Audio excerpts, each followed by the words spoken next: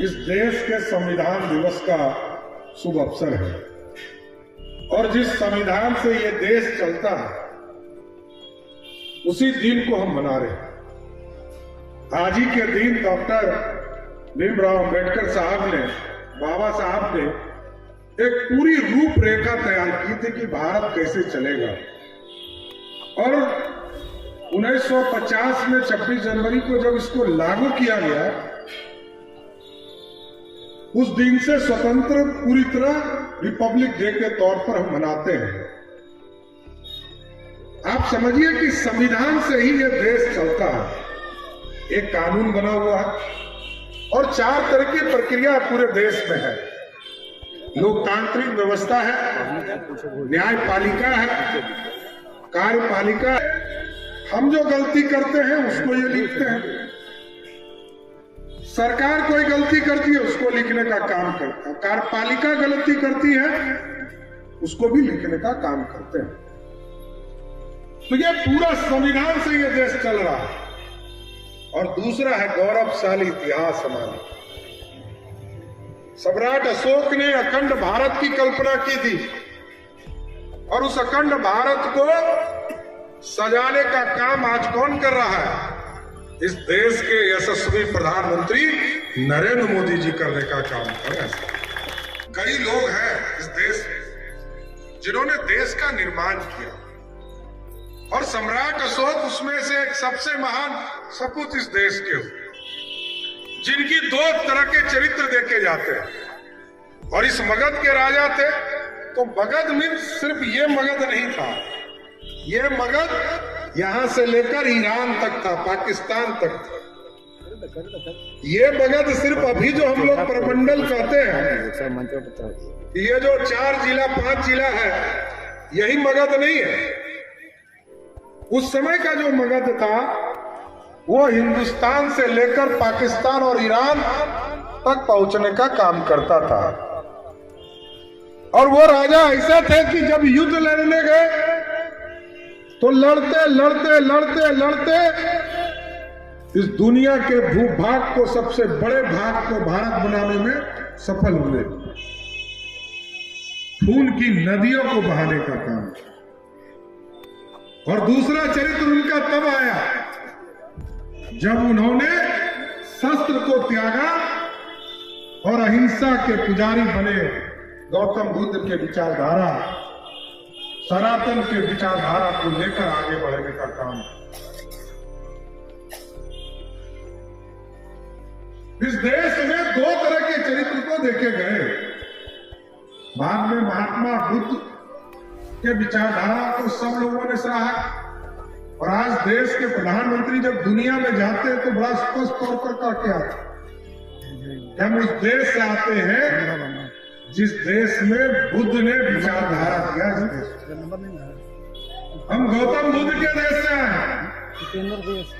और ये नरेंद्र मोदी जी कोई एक व्यक्ति नहीं है, विचारधारा। आज देश को खड़ा करने में देश के प्रधानमंत्री लगे हैं, लेकिन साथियों भी काम बहुत करना। बिहार में लंबे समय से हम लोग राजनीति में हैं और बिहार की राजनीति को हम लोगों ने देखा कि जिस तरह लोग यहां पलटी मारने का काम कर रहे हैं, हमको लगता है कि राजनीति भी शर्मा गया। इतिहास गवाह रहेगा। जिस व्यक्ति को सबसे ज्यादा सम्मान बिहार की राजनीति में लोग करते थे, वो व्यक्ति ही सबसे ज्यादा अपने आप को पलटासन के नाम से जाने जाते। अब क्या दुर्भाग्य है, 94 में याद कीजिए समता पार्टी का निर्माण हुआ और लघु समाज के लोग खड़े हुए। विपिपा खड़ी थी, भारतीय जनता पार्टी खड़ी थी। बाद में एनडीए 1996 में आके बना और तब हम लोग जो महागठबंधन के लोग यूपीए थे उसको हराना शुरू किया। लेकिन जब समता पार्टी का निर्माण हुआ तो मूलतः हम लवकुश की पार्टी बोले जाते थे कि लवकुश की पार्टी। और अभी 2 चुनाव हुए साथियों, एक चुनाव हुआ गोपालगंज में, महागठबंधन जीता। पिछला चुनाव 2015 में महागठबंधन और बीजेपी लड़ी थी मोकामा, वहां हमको 12,000 वोट आया था। और इस बार कितना आया? हमको 63,000 वोट आया। और पिछले बार जब आरजेडी लड़ रही थी 2020 में, तो आरजेडी के प्रत्याशी को 77,000 वोट और नीतीश जी के प्रत्याशी को वहां 43,000 वोट पड़ा। इस बार जब चुनाव हुआ मोकामा में, तो महागठबंधन को 1,000 वोट पड़ा। इसका मतलब है कि बिहार के जो राजा हैं, उनके राजनीतिक विरासत पर 1,000 ही वोट रह गया, दूसरा वोट नहीं है। क्योंकि लव कुश समाज भी अब देश के यशस्वी प्रधानमंत्री नरेंद्र मोदी जी की तरफ देख रहा है। और इसलिए देख रहा है, जिस तरह हम टेंट में बैठे हैं साथियों, हमारे अराज, हमारे प्रभु श्री राम लगभग 400 वर्षों से इंतजार कर रहे थे कि टेंट में बैठकर कि कोई भगरत आए, हमको भी इस टेंट से निकालकर एक भव्य राम मंदिर में बैठाए। इसको किसी ने स्थापित किया, वो आदरणीय नरेंद्र मोदी जी ने किया। और हम आपको स्पष्ट करना है कि 2024 के 14 जनवरी को पूरे देश के साधु संतों ने तय किया है कि आप अयोध्या चलिए और 14 जनवरी 2024 से कोई भी व्यक्ति, पूरे देश का कोई भी व्यक्ति प्रभु श्री राम के भव्य राम मंदिर में पूजा करने का काम कर सकता है सर। और जिस राजा की गुणगान के लिए हम आज यहाँ हैं, सम्राट अशोक की कल्पना, अखंड भारत का सपना पंडित चाणक्य ने देखा। और पंडित चाणक्य ने जिन्हें जो चीजों की स्थापना की कल्पना की, बाद के कालखंड में आजादी के बाद तो तोड़े गए हिंदुस्तान, 2 भाग में, हिंदुस्तान की 3 भाग में बटा, बांग्लादेश भाग में बना।